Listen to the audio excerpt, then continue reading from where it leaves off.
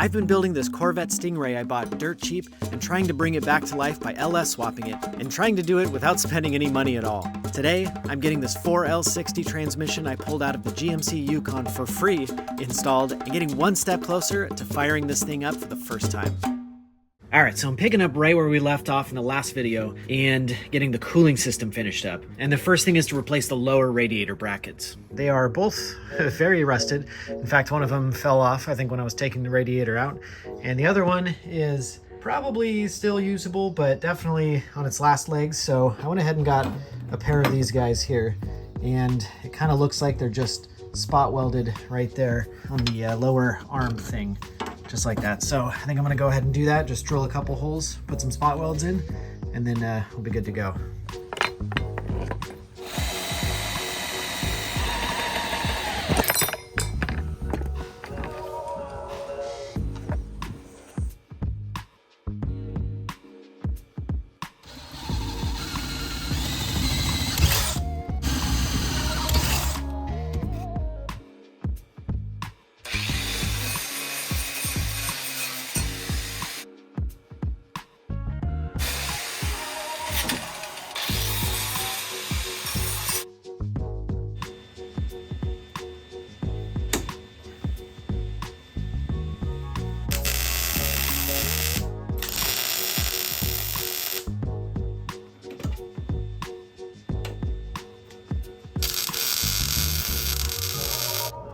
Nice. Just gotta hit these with some black paint and we'll be factory fresh. All right, I got this thing mounted in here and now I gotta figure out some radiator hoses. I'm definitely gonna have to find some sort of, like, not custom, but, you know, aftermarket, whatever, non-factory radiator hose for this guy. So I'm gonna do the old coat hanger trick and bend this into the shape that I need and see if I can find an auto parts store that's nice enough to let me go behind the counter and try and find a hose that maybe will fit this guy.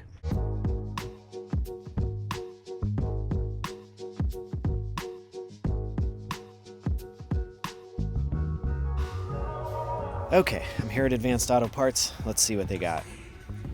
This one looks kind of close. Here's another one.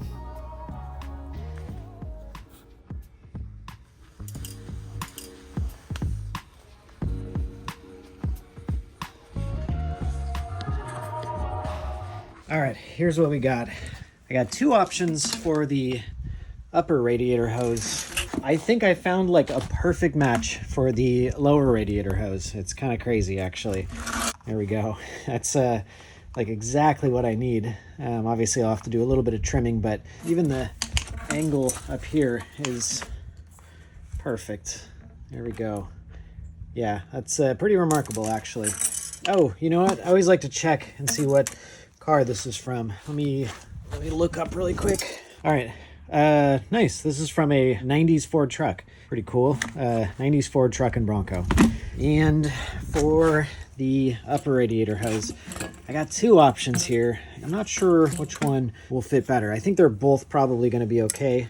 Got that backwards.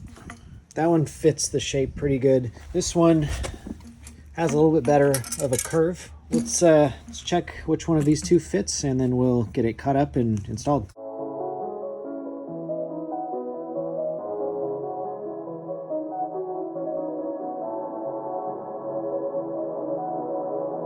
All right, definitely this guy right here is the one.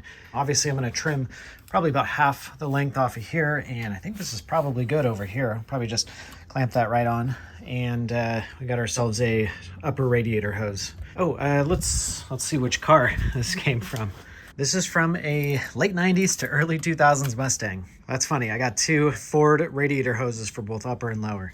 All right, so I got a couple more little things here. Got these two guys. We're gonna see if these are gonna work out for hopefully for my odd heater hose situation over here. I was looking for something that swooped all the way around, and then for this guy, I definitely need like a quick sharp turn and then sort of like a Z, whatever, just like that. So I'm thinking that's gonna work pretty good for this one. This is the weirdest hose I could find that is kind of close. So I'm hoping that I can make something happen. I am starting to look at it like I'm not sure if this is gonna work out, but let's give it a try.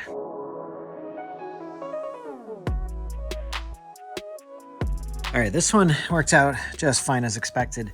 And this one worked out like very strangely well, actually. This is kind of crazy how it almost looks custom fit. Definitely looks a little weird, but look how it comes right up over this control arm. This is definitely as good as I could have got it, I think. Let's see what these guys are from. All right, so we got the heater hose from a Chrysler LeBaron right there. And then this guy is from an 80s Chevy Nova and a Hyundai, strangely. I don't know how both of those two cars share the same very specific radiator hose, but there you go.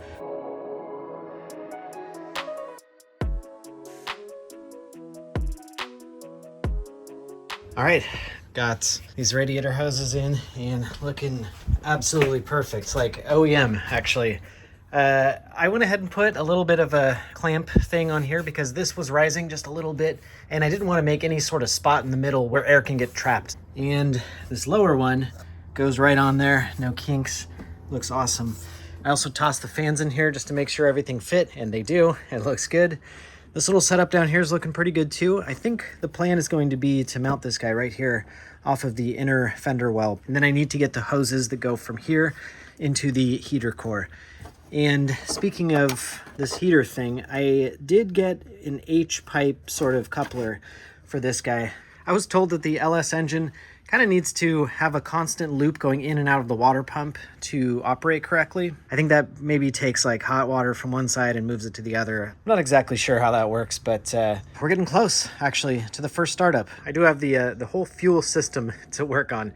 I think that's probably the last thing besides the transmission cooler too. So there's two things, the fuel system, the transmission cooler, and then exhaust. I might try and start this thing up with open headers, but we're getting close, so let's keep going. All right, so the next thing I want to work on here is the transmission crossmember mount. So it looks like the mounting point is a little bit forward from the original whatever Turbo 400 transmission, so I need to make just a little bit of a bracket here. I think I'm going to do that just by welding some steel right off of this guy. One thing that's obviously very important is to get the angles correct here, and I measured the back differential and this guy looks like it has about a ½ degree downward angle, or I think that's technically an upward angle, but basically the pinion is down, the ass end here is up, and so it's about ½ degree. And since this is a fixed independent rear suspension, so it's not a live rear axle, there's going to be zero movement in that differential, or very, very little, you know, maybe some bushing movement. But it's really important to get this at exactly 0.5 so that I have nice, smooth operation of the drive shaft. So we're going to raise this up until this turns into 0.5, and then we'll know that's the point at which this thing is going to need to sit. We'll double check that, but first things first, let's jack this guy up. I know that this isn't the most ideal place to measure the angle here, but I did verify that that was correct off of the front crank. All right, let's get this thing jacked up. All right, I got this engine mount bolted on here, or transmission mount rather, bolted on here, and wherever the transmission is now is absolutely the highest it can go because, you know, I can kind of reach up here and feel that we're just about to touch the floor. So I think that whatever adjustment that needs to be made, it's not going to be possible to make it up and down here. Instead, I'll be adjusting this rear differential, which I hope is possible. I've never researched that or tried to do it, but anyway, let's just get this thing bolted up with like the most ideal angle that we can.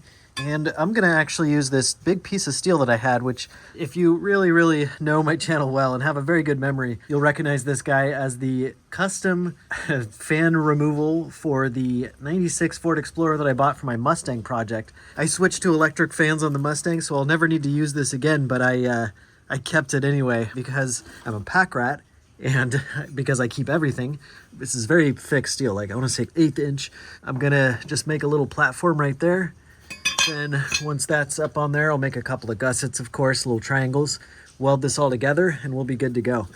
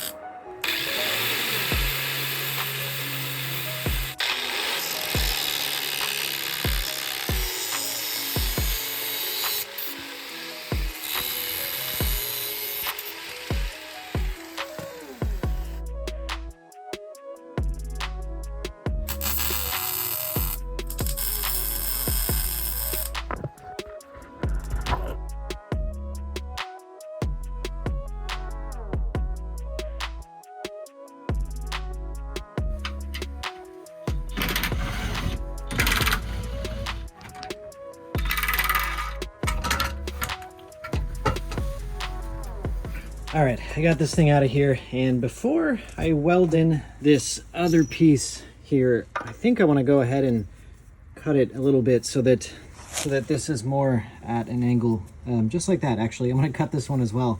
I think it'll look a little bit nicer.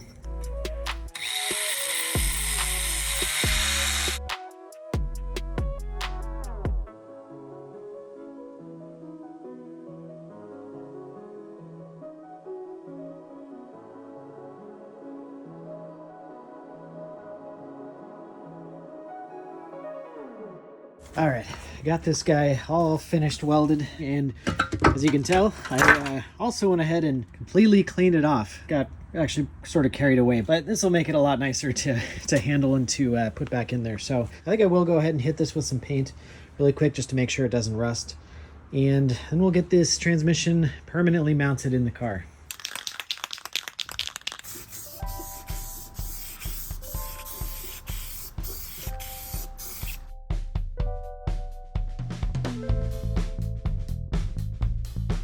All right, well, I went to bolt this thing back in, but I got a little bit of a problem here. As you can see, I don't know if you can see, but hopefully you can see that there are threads in this hole right here, and there are no threads in this hole, and that's because the thing seized and broke inside of this hole. So I think that maybe I'm going to try and fish in a new one through this hole with this magnet stick here, then I guess weld it. yeah, let's give it a try.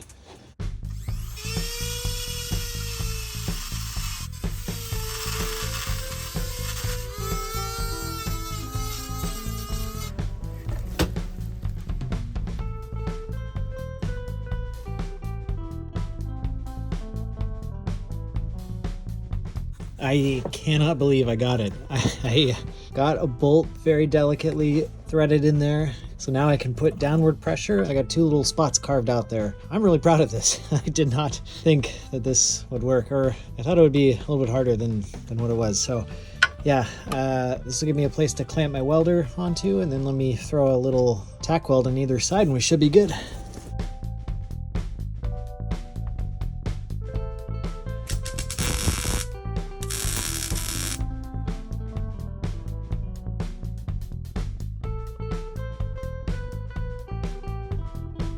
Okay, so next thing I want to do here is to get my transmission cooling situation under control here.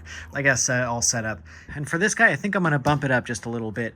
I don't have a huge amount of experience with automatic transmissions. Therefore, I don't have a huge amount of experience with transmission coolers, but I'm going to bump this one up from the Mustang, and I'm going to add an external cooler, this guy right here. They tell me that the 4L60E transmission likes a little bit of extra cooling, so that's exactly what we're going to do.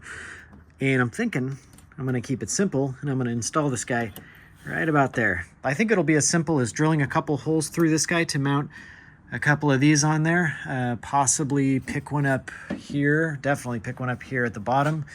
And then I think we'll probably be good. I can do that fourth mounting point, but I don't even know if that's necessary. And then the idea is to go from the transmission into the radiator, into this portion down there. I think you can see it right down there. There's of course a in and an out for this radiator to cool the transmission. We're going to come out of the radiator and into this to give it a little extra cooling. So if this cools it down a little bit, this is going to be its own like isolated radiator that'll cool it down even more. And then from here, we'll go back into the transmission.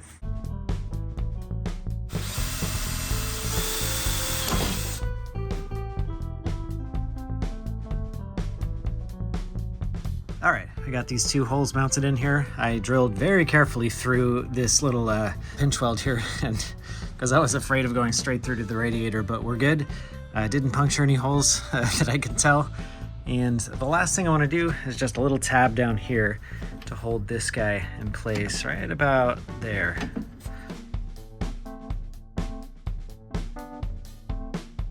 All right, we got a little tab there, extending that little bracket. We got bolts on this guy with a couple of foam blocks. Let's get this guy mounted.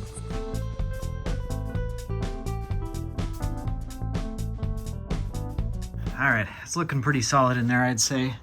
I got 3 of the 4 mounting points on there. I am probably not gonna put a 4th. I don't really think it's necessary. I mean, I can put like a strap or something from up here, but I don't want to block airflow. That's the very last thing I want to do, is block airflow to this radiator. I think that's something Corvettes are known for, not getting enough airflow.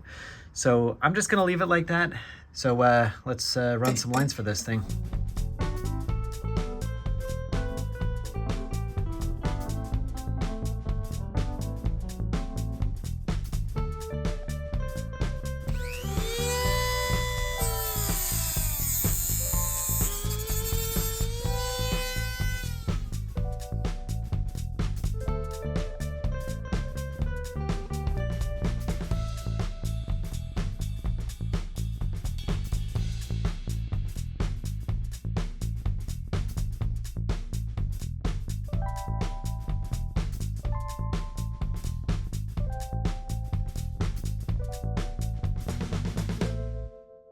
All right, I got this guy on here looking good. And that means that this will be the line that goes from the output of the transmission. So it'll go in the bottom, come up through it into this guy, and then this one is gonna go all the way back to the transmission. So, and then I guess we also have another line to run, which will be the input of the radiator, which will also go to the transmission. So the next step is to run a couple of kind of long lines from the transmission to the radiator to the little front cooler, but I actually started on this and the lines are somewhere up here, right there. Very hard to get to, and I can't really get a socket in there, so I don't think I have a choice. I think I'm gonna have to pull this cross member off here and lower this guy down to get to those lines. No big deal.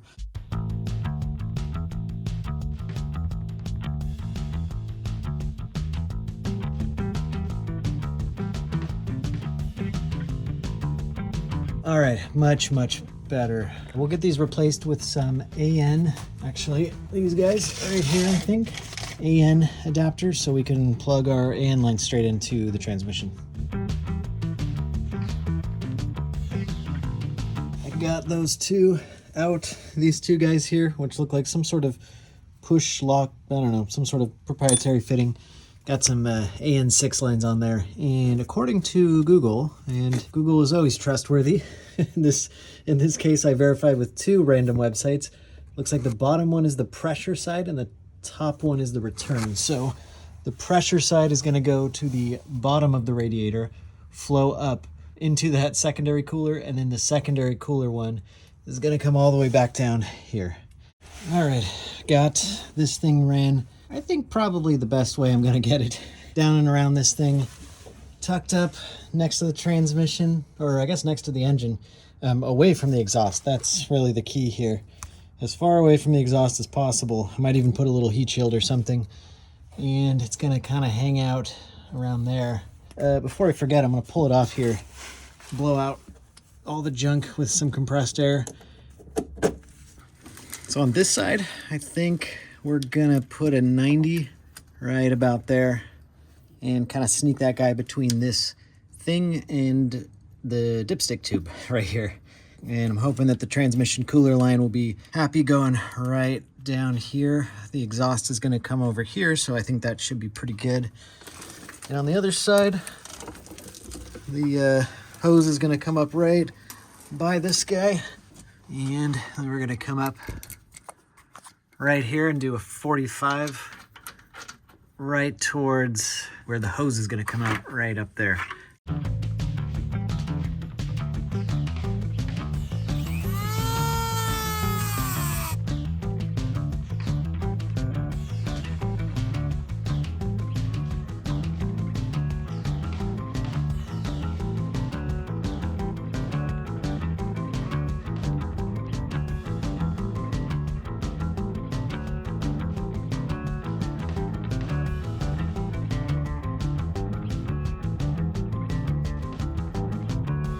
All right, we're looking pretty good over here.